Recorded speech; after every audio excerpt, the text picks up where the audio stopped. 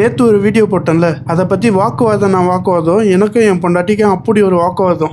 ஏன்னு சொல்றதுக்கு முன்னாடி குஜராத்தில் நடந்த ஒரு சம்பவத்தை பற்றி பேசிடலாம். குஜராத்தில் இருக்கிற பாலன்பூர் வெஸ்ட் போலீஸ் ஸ்டேஷனில் மே 11 அன்னைக்கு ஒரு ஹஸ்பண்ட் என் ஒய்ஃப் நேத்துல இருந்து காணாமல் போயிட்டாங்க அப்படின்னு சொல்லி கம்ப்ளைண்ட் கொடுக்குறாரு. இந்த மாதிரி கம்ப்ளைண்ட் வந்தால் போலீஸ் உடனே என்ன பண்ணுவாங்க, அந்த பொண்ணை பற்றின எல்லா டீட்டெயிலும் எழுதி வாங்குவாங்க இல்லையா. அப்படி வாங்கும்போது அந்த பொண்ணோட ஃபோன் நம்பர் சொல்லுப்பா அப்படின்னு சொல்லியிருக்காங்க. உடனே என் ஒய்ஃப் கிட்ட ஃபோன் நம்பர்லாம் இல்லை, ஃபோனே இல்லை அப்படின்னு சொல்லியிருக்கான். இவன் ஆளும் பார்க்கறதுக்கு ஒரு மாதிரி இருக்கான், பேச்சும் ஒரு மாதிரி இருக்கு. ஒய்ஃப் கிட்ட செல்போன் வேற இல்லைன்னு சொல்றான். ஒய்ஃப் காணாம போயிட்டாங்கன்னு வந்து நம்ம கிட்டே கம்ப்ளைண்ட் கொடுக்குறான். இவனை துருவி கேள்வி கேட்குறாங்க. இவங்க கேட்குற கேள்வியில என்ன சொல்றதுன்னே தெரியாம திணறி இருக்கான். உடனே இந்த இடத்த விட்டு எஸ்கேப் ஆனா போதும் அப்படின்னு சொல்லி எஸ்கேப் ஆகியிருக்கான்.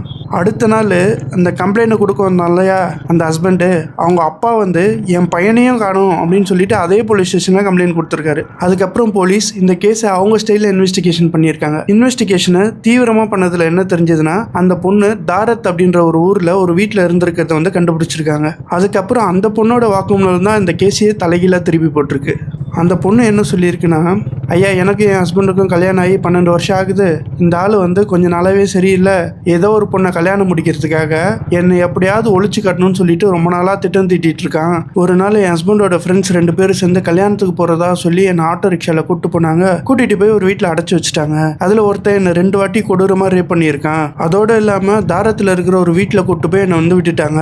அங்கே ஒரு வாரம் என்னை சித்திரவதை பண்ணாங்க அப்படின்னு சொல்லி போலீஸ்கிட்ட வந்து அந்த ஒய்ஃப் வந்து கம்ப்ளைண்ட் பண்ணியிருக்கா. இந்த இன்வெஸ்டிகேஷனுக்கு அப்புறம் தான் தெரிய வந்திருக்கு, ஹஸ்பண்டே தான் ஒய்ஃப் வந்து விற்கிறதுக்கு ட்ரை பண்ணியிருக்கான். விற்கிறதுக்கு ட்ரை பண்ணது மட்டும் இல்லாமல் தாரத்தில் இருக்கிற வீட்டில் 1.5 லட்ச ரூபாய்க்கு பேசி 50,000 ரூபாய் அட்வான்ஸ் வாங்கி ஒய்ஃபை கூட்டு போய் விட்டுருக்கான் பாலியல் தொழிலில் ஈடுபடுத்துறதுக்காக. இந்த நியூஸ் மே 27 2026 வந்து த எக்கனாமிக் டைம்ஸில் வந்து ரிலீஸ் ஆயிருக்கு. இந்த விஷயத்த நான் ஏன் சொல்கிறேன்னா, நேற்று தான் நான் ஒரு வீடியோ போட்டேன், சுப்ரீம் கோர்ட் வந்து பாலியல் தொழிலை வந்து லீகல் ஆகிட்டாங்க அப்படின்னு சொல்லிட்டு. இந்த நியூஸ் சுப்ரீம் கோர்ட் பாலியல் தொழிலை லீகல் ஆகிறதுக்கு முன்னாடி வந்த நியூஸ். அப்பவே இந்தியாவில் என்னென்னலாம் நடந்திருக்குன்னு சொல்லி பார்க்குறீங்களா? அப்போ இதுக்கப்புறம் லீகல் ஆனதுக்கப்புறம் என்னென்னலாம் நடக்க போதோ இதை பற்றி தாங்க எனக்கும் என் ஒய்ஃபுக்கும் நிறைய டிபேட் நடந்தது. அவங்க லீகல் ஆகினது பரவாயில்ல, நிறைய விஷயம் வந்து இந்தியாவில் வந்து தப்பெல்லாம் குறையும் அப்படின்னு சொன்னாங்க. நான் சொன்னேன் இதுக்கப்புறம் தான் ஜாஸ்தியாக போகுது.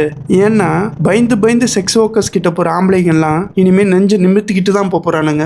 இனிமேல் காசுக்கு ஆசைப்பட்டு இப்போ நியூஸ்ல பார்த்தோம்ல, இந்த மாதிரி சில கேடு கட்ட ஆம்பளைங்க தான் வீட்டில் இருக்கிற பொம்பளைங்களை விற்கிறது கூட தயங்க மாட்டானுங்க. ஊரு 2 பட்டா கூத்தாடிக்கு கொண்டாட்டம்னு சொல்லுவாங்க இல்லையா, அந்த மாதிரி இந்த ஸ்பா ஓனர்ஸ், அதுக்கப்புறம் ஏஜென்ட்ஸ், அதுக்கப்புறம் வந்து மீடியேட்டர்ஸ், இவங்களுக்குலாம் வந்து டபுள் டமக்கா தான். ஏன்னா போலீஸுக்கு காசும் தர தேவையில்ல, வருமானமும் அதிகமாக போகுது, கஸ்டமர்ஸும் உள்ள நிறைய பேர் வர போறாங்க.